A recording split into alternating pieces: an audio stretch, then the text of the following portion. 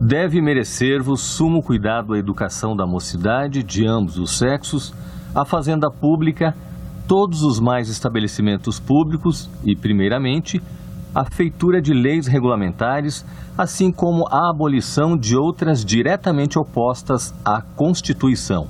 Na sessão de abertura, em 6 de maio de 1826, o imperador Dom Pedro I definiu as prioridades do Senado: educação e finanças. O primeiro projeto foi aprovado um mês e meio depois. Definiu regras e valores para a naturalização de estrangeiros. Mas no Senado do Império, o ponto forte eram os discursos no plenário. O Visconde do Rio Branco, senador pelo Mato Grosso, chegou a falar por quase 8 horas na tribuna sobre o desfecho da Guerra do Uruguai. Você tem um protagonismo do plenário e pouca contribuição da atividade coletiva maior que poderia aparecer, por exemplo, no âmbito das comissões. Isso explica porque muitas vezes as contribuições parlamentares do Império são cifradas em nome de senadores. Leia Eusébio de Queiroz. No Império, o mandato de senador era vitalício. O perfil da casa, de homens maduros, levou o jornalista Machado de Assis a escrever a crônica O Velho Senado. Os senadores compareciam regularmente ao trabalho. Era raro não haver sessão por falta de quórum.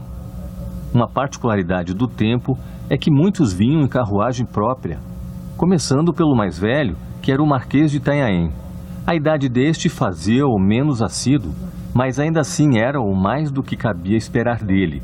Mal se podia apear do carro e subir as escadas. Na República, o mandato vitalício chega ao fim, mas até hoje parte da imagem permanece. O legislador constitucional tomou a precaução de fazer com que os senadores tenham, no mínimo, 35 anos de idade. Ou seja, são homens maduros, já caminhados na experiência e na vida, e que estão, portanto, em condições de estabelecer um equilíbrio dentro do Congresso Nacional. Inspirado no modelo francês, o Senado do Império tinha 2 funções principais: revisar as decisões da Câmara e manter a unidade do território de um país continental que acabava de se tornar independente. Desde a primeira Constituição, o Senado já tinha a competência de julgar o chefe do Poder Executivo.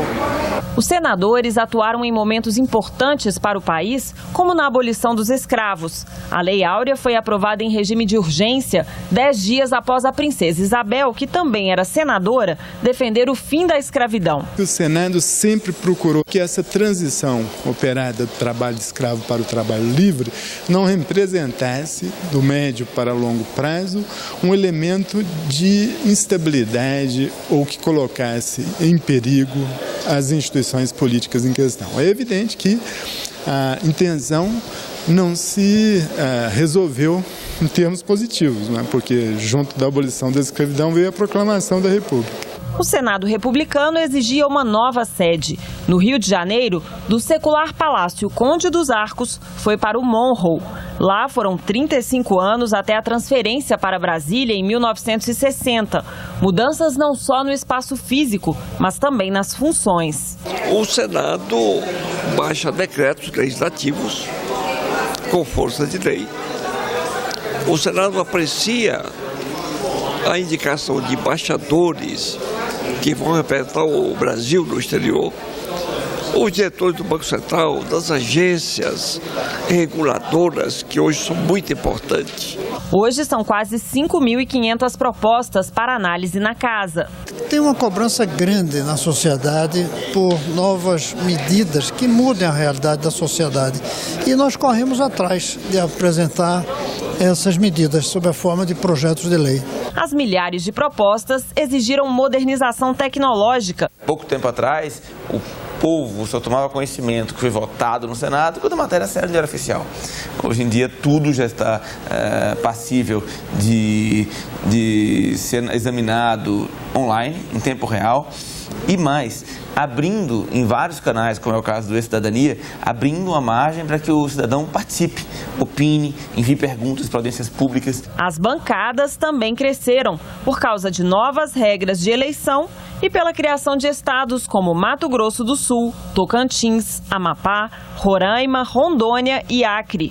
Passamos de 49 para 81 senadores e o número de comissões permanentes foi das 6 iniciais para 14. Subcomissões, comissões temporárias, comissões especiais, o número desses colegiados é muito grande. Então, às vezes, é difícil você ter parlamentares em número suficiente para participar de todos esses debates.